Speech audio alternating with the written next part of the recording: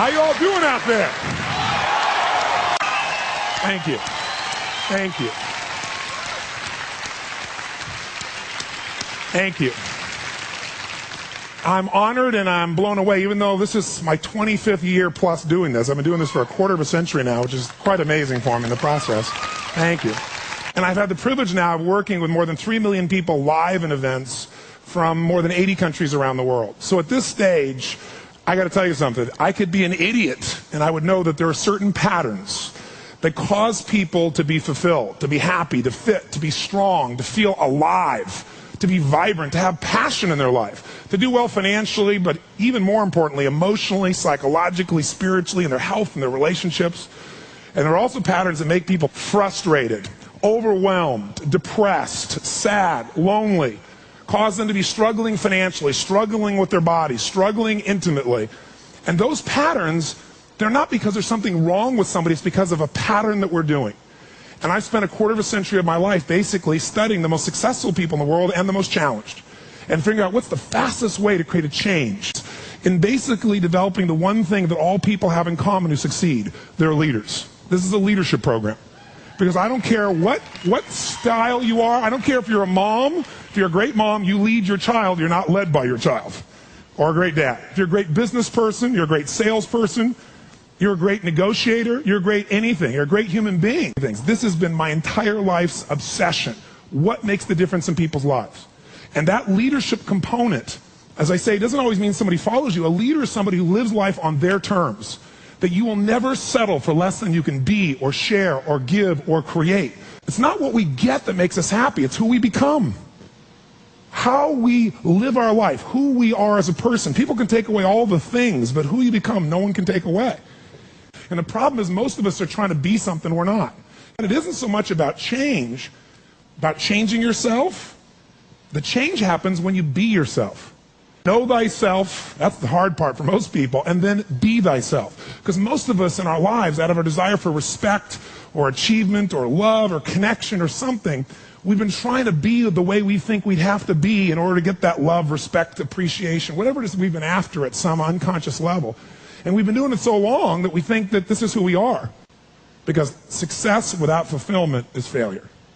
And I can't tell you how many people I work with who are supposedly the best in the world at what they do, and they have more money than they can spend, and they have all these people that love and respect them, and yet they're unhappy inside. Because if you want to know what's really you, where you're going to be alive is when it's really you. And you may even think you know who you are because you've been living a certain way, but I'll tell you how you'll know. You'll feel euphoric, you'll feel strong, you'll feel unlimited, you'll feel free. I have seen, out of 3 million people around this earth in 80 countries, I've seen just about anything you can see, and there are only so many patterns. And what you're going to find underneath all of this behavior is we have the same needs. There are 6 human needs we're going to review tonight. When you understand what those needs are and which ones you're focusing on, you start to understand why people do the crazy things they do, including you and I. And you begin to understand, hey, there might be a better way to meet my needs, and I don't have to get caught up in this game of stress and frustration and upset, or I could really help this person I care about, because I could see what's really going on. Part of what we want to accomplish here as leaders is we want to become practical psychologists. We want to understand what's really going on so we can help, so we can make a difference, so we can transform. So yes, of course you can do better in your business, because the more you understand about what people need and want, the greater you're going to be. The better manager, better leader, the better mom or dad, the better friend. And there's a better you that's available when you understand what's driving you. But most of us are running patterns over and over again. And we want to free that up. To free it up, we got to break the pattern. We got to do things that are different. So we're going to do something different. I'm not here because I believe in positive thinking. If you think that's what I believe, you don't know much about me. I'm not one of those people that believes you're supposed to go to your garden and chant, there's no weeds, there's no weeds, there's no weeds, there's no weeds. There's weeds right there. Right? That's what I believe. Here's what I believe. I believe that if you really want to be effective, you got to tell the truth. In fact, there's 3 mandates of leadership, if you want to jot them down, that may be the foundation of everything that I believe, and I hope that you will see as something that's useful for your own life to remember, because it's so fundamental. So the first mandate to leadership is not just to be positive. The first mandate of leadership is see it as it is, but not worse than it is. The first secret to be an effective leader in your life, whether it's you want to lead your body from the location it is right now you're unhappy about, you don't have the energy you want, your body's not where it wants, to where you want to be, that's leadership. You want to transform your business, that's leadership. Your income, that's leadership. You want to help your children, that's leadership. You're going to be a leader? Step number one, tell the truth. See as it really is, but don't make it worse than it is so you have an excuse not to try. What takes guts is to put yourself on the line. What takes guts is to say, I'm going to make this work. What takes guts is to say, I'm going to believe, knowing I could be disappointed or devastated. But you know what? Disappointment's a good emotion if you learn how to use it. Anybody can see it as it is and maybe be honest, but here's the real secret. Can you come up with a vision? Step two is see it better than it is. That's part of what we're going to do this weekend. Seeing it as it is, you got to be honest. And there's not anybody in this room, including me, doesn't have areas of their life that can be made better. But if we can figure out what they are and tell ourselves the truth, regardless of what other people think, then we got a chance to make a change. I learned something from General Schwarzkopf, one of the best leaders I've ever met. And I got a chance to spend quite a bit of time with him over the years. And he said to me, Tony, I'll tell you the secret to leadership. He said, the whole secret to your life, for any group, any individual, is no individual, no organization can get better till they can admit something's wrong. And so you know what the problem is? No one wants things to be wrong, so we compare ourselves to others who are doing better than so we can feel really good. See, he raised the standard.